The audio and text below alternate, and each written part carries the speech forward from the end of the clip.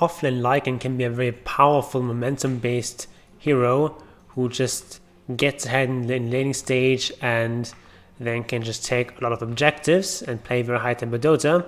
But what do you do if you actually lose the laning stage, if you're behind in the early game? That is what we can look at in this game.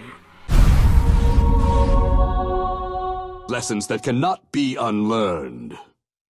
Welcome to the Church of Obelisk. My name is Johan. We'll take a look at a game with CharlieDota from NIP. He's going to be playing Offlane Lycan, and he's going up against a very tough lane. He has Bane and Nature's Prophet in his lane.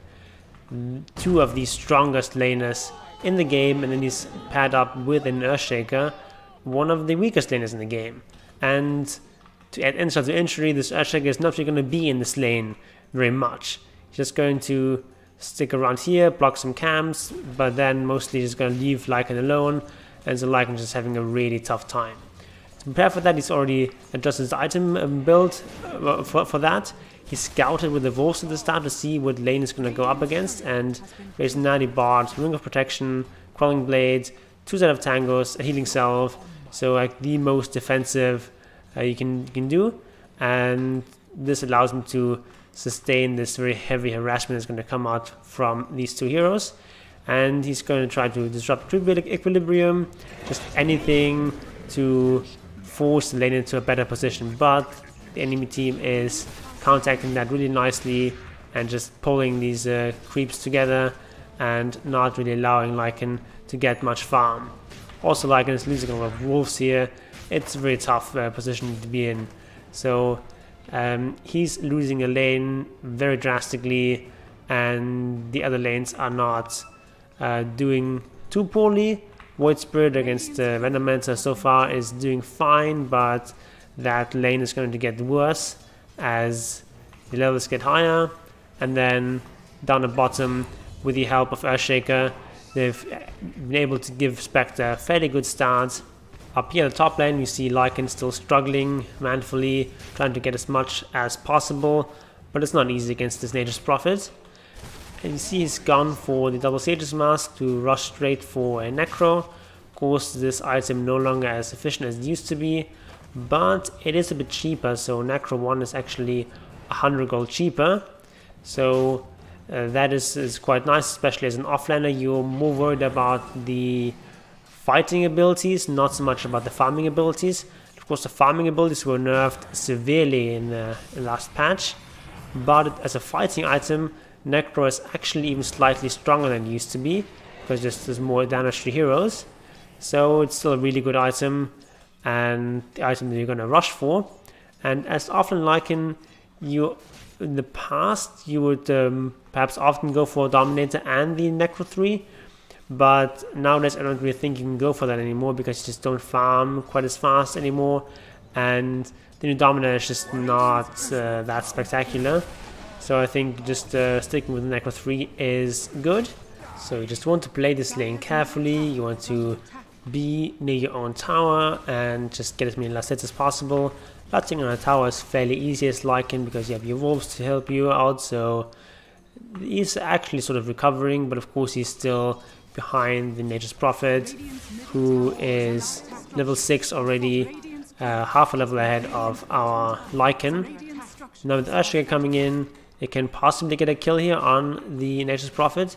The thing about Lycan is that he's actually really good at fighting Nature's Prophet. Nature's Prophet being a ranged hero doesn't have damage block, and he's kind of squishy and lacking mobility, so all he can really do is teleport away. As long as you have another hero nearby that can stun him, like the Earthshaker, it's actually a really easy kill, which is part of the reason why the Nature's Prophet actually now abandoning the lane and now going to bottom and trying to pressure that. So as Lycan, of course, you like that. But now they're coming in here with Enigma, they have Black Hole, and Nature's Prophet also coming in, so 3 heroes killing him, and you're not too sad about that. They used Black Hole for this, and there's 3 heroes, so you're fine with that death. While the enemy team pushes the bottom, he's just going to hit this tower at top, take out the tier 1 tower. They actually get this tier 1 tower first, even though they're losing all the lanes. Still, in terms of towers, they're actually up 1-0, and that's one of the powers of Lycan. He just pushes those towers so quickly if they're not defended. There's all sorts of fighting going on at bottom, but Lycan is just content to push in this wave, force the enemy to play in this lane. And now they're coming in, so he's used his ultimate and going to try to kill his Nature's Prophet, but with a Blade Mail it's not that easy. So it's only just take a lot of damage when hitting him, and this Nature's Prophet is going to be able to survive this. So yeah, it's important not to get stubborn here. Also the thing is that if he doesn't ult there's a good chance he dies actually. So I'm perfectly fine with this ultimate. Doesn't get the kill, but puts a bunch of pressure onto Nature's Prophet. And he almost got that kill. It was pretty close. And what do you do when your ultimate doesn't cool down? You go and farm. That is just the one-on-one of playing Lycan. You fight with the ultimate and then you go farm. And so it's going to push out this wave here and then go back to farming jungle. Actually should have pushed out this wave here sooner. I guess with Spectre coming in that's fine. Spectre also wants to play top now. Bottom is just being pushed in, and thing is here they're 4k behind, but they're also playing against this extremely aggressive lineup. Like who's going to carry this dire team in the late game? Prophet, I guess, but he's not really going for a farming build, he's going for Blade Mail into an NKB, so he's not going to farm super fast.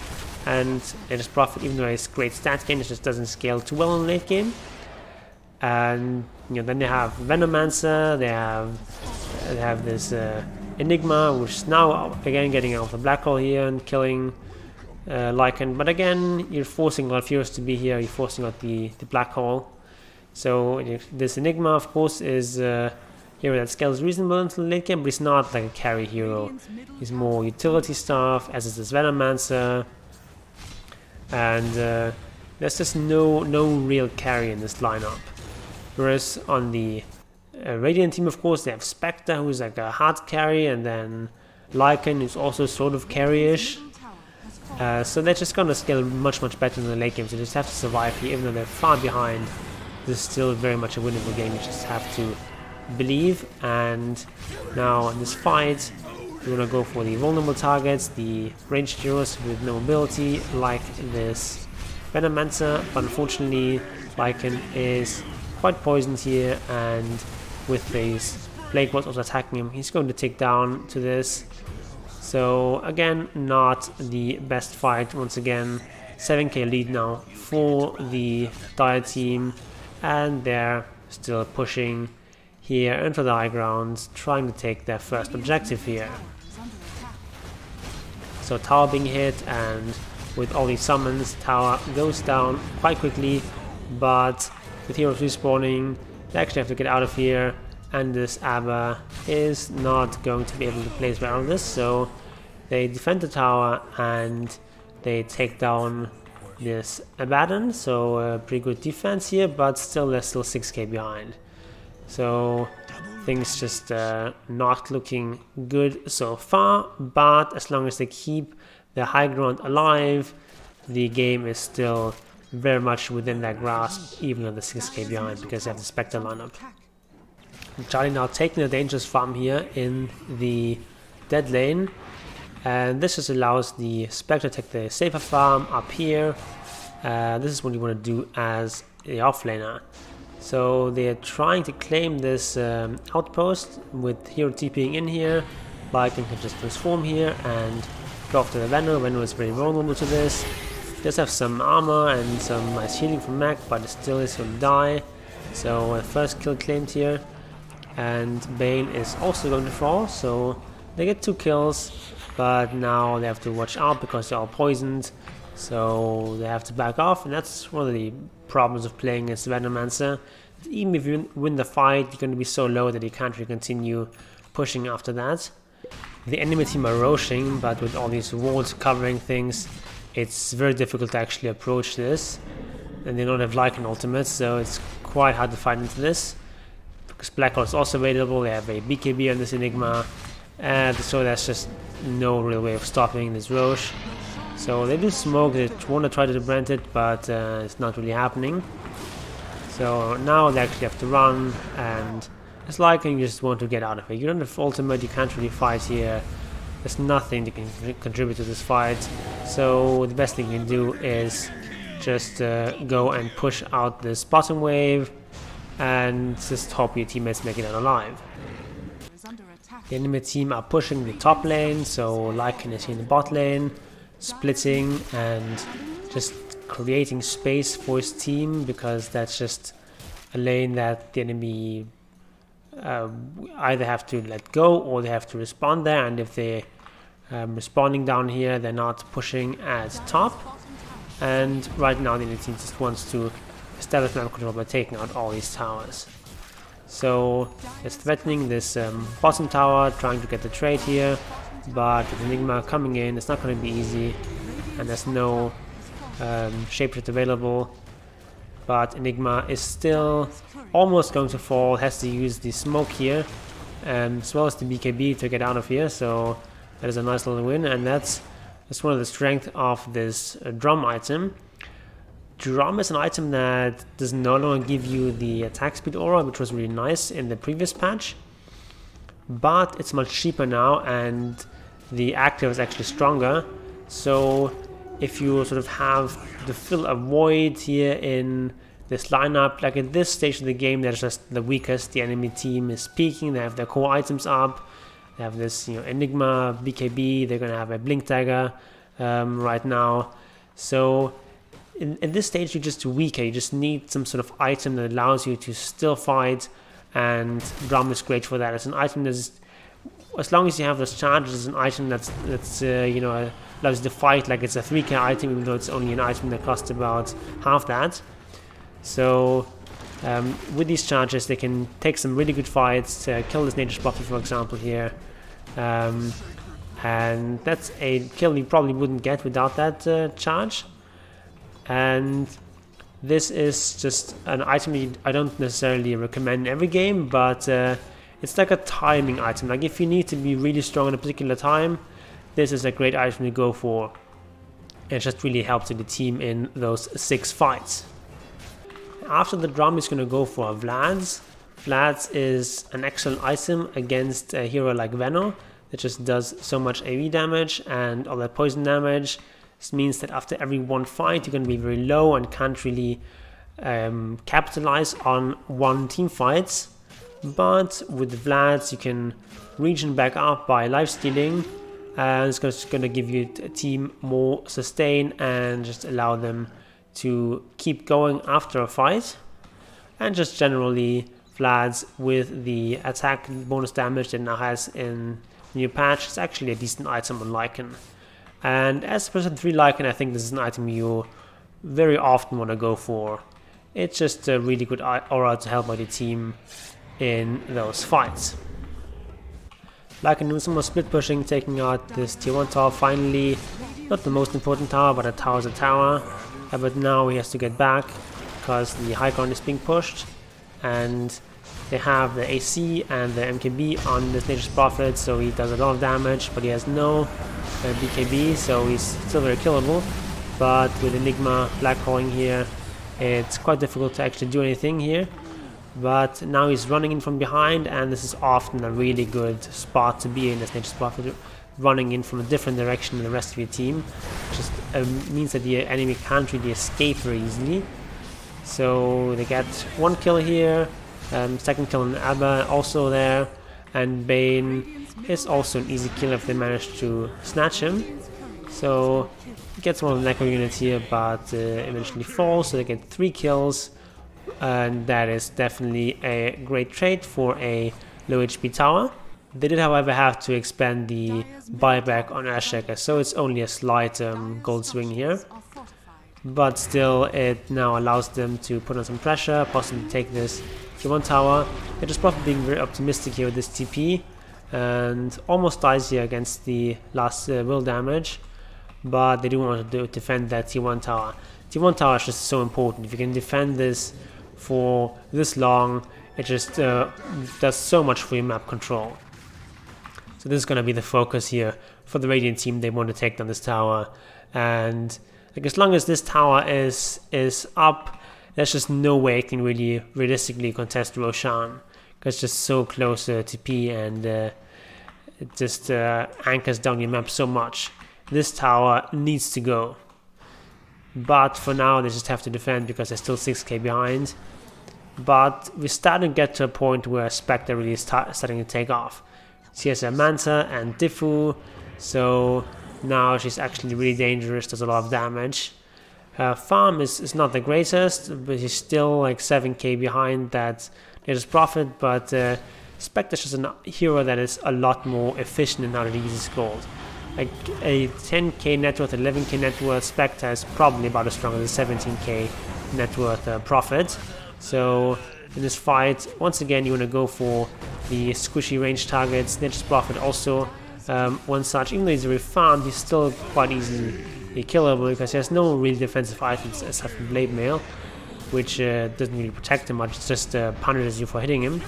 So they kill all these heroes, and now they finally managed to swing this game around. They're still 5k behind, but I would say at this point they're actually ahead overall in the game. Just because they have a lot of the skills much better into the late game, and once you break a push like this once, it's usually all downhill from there, or uphill if you're the Radiant.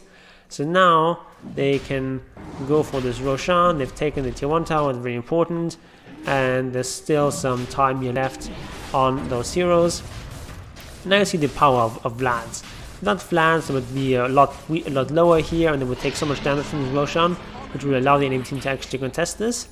But as it is, they take barely damage and are full HP and can easily and very safely take this Roshan. Charlie finds an Orb of Destruction, which is an excellent item on Lycan. Of course, boosts your damage up on all your units, and its slow is also super nice. 25% slow is quite substantial. One thing I don't really like about this item list is he's not gotten any boots. I feel like boots and even treads are a really efficient item, and as Lycan you can delay these items a lot longer than most heroes, but I still think that eventually you want to get some boots. Like, you don't really need Crawling Blade here, you can just, well actually now that I think about it, he's playing as Nature's Prophet, so I think in this case, since you want to keep your Crawling Blade for very long, it actually makes sense to skip boots. So I stand corrected, Charlie. It's actually, yeah, that makes a lot of sense. Crawling Blade for the Nature's Prophet. But I think in most games you just want to have treads or at least boots. It just speeds up your farming and allows you to be not quite as useless when your ultimate is down. While Charlie was dead, his team are owning, and Spectre getting a lot of kills. Aegis is now expiring, unfortunately, while it's being hit by the Plague Wards, so she doesn't get healed of this. But still, 4 people are dead, only 2 people on the Radiant team, and now they have equal less net worth. And meanwhile, Lycan just pushing the mid lane, and now it's going to pack off because the enemy team actually knows it's going to go and use ultimate to hit this tower in a safe fashion. If you hit this tower without the ultimate, there's a much larger chance of actually getting killed. So with Spectre now coming in, they get the kill, but this Enigma is going to release some pressure here and actually get the kill on Lycan. So that's really nicely played from Enigma. Now Spectre, she wants that kill, she wants the revenge kill, but she has to go really deep, and Enigma delaying this for a very long time. So Spectre now also unfortunately going to fall here. So very nice counterplay here. But sort of in principle, this idea of using ultimate to hit the tower makes sense, and of course you're committing this long cooldown, but if you get a tower out of this, that's usually worth it.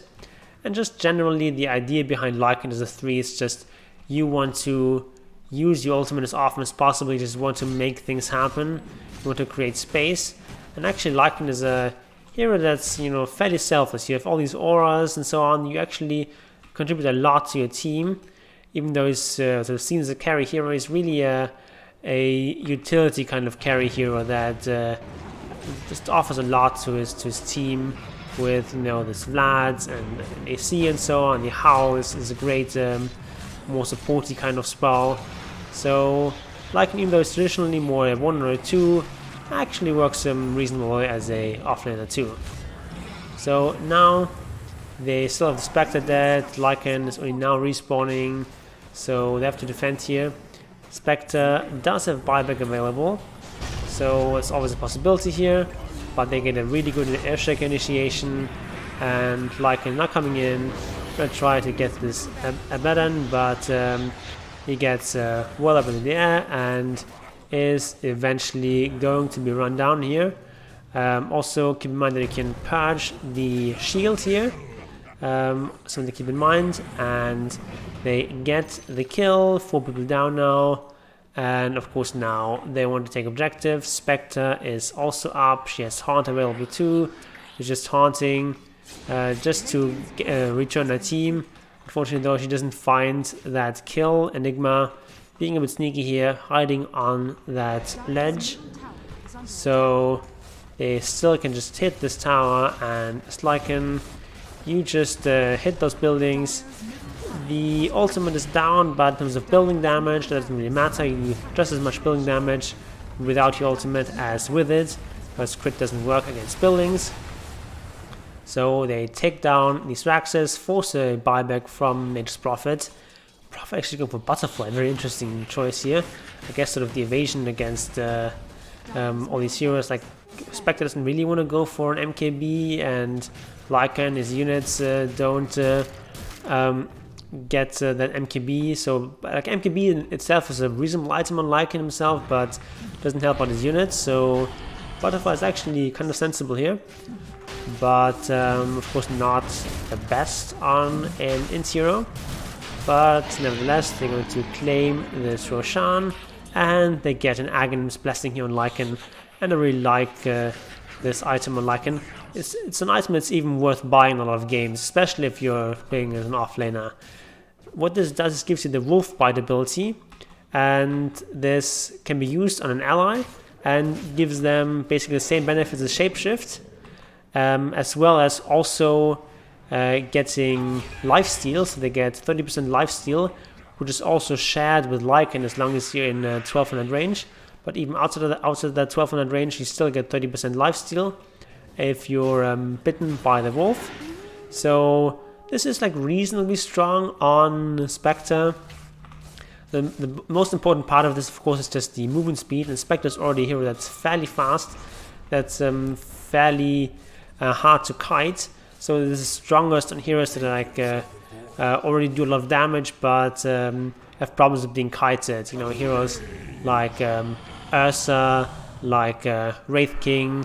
So you can see Spectre now as a wolf can haunt in here and get all the kills here, and Lycan is going to rejoin his team, just using the ultimate for himself just to run faster here. But they're going to end this game now because they're just so far ahead at this point. Like they were ahead when they were 4k down, now they're 21k up. So this game is pretty over. So if you like this video, please share it with a friend, spread the word about this channel. If you haven't already, subscribe and hit the bell. And if you want to learn more about Persistent 3 Lycan, I have an excellent video where I covered a replay from a player who climbed to Immortal spamming Lycan. So go watch that next, and all is willing, I'll see you there.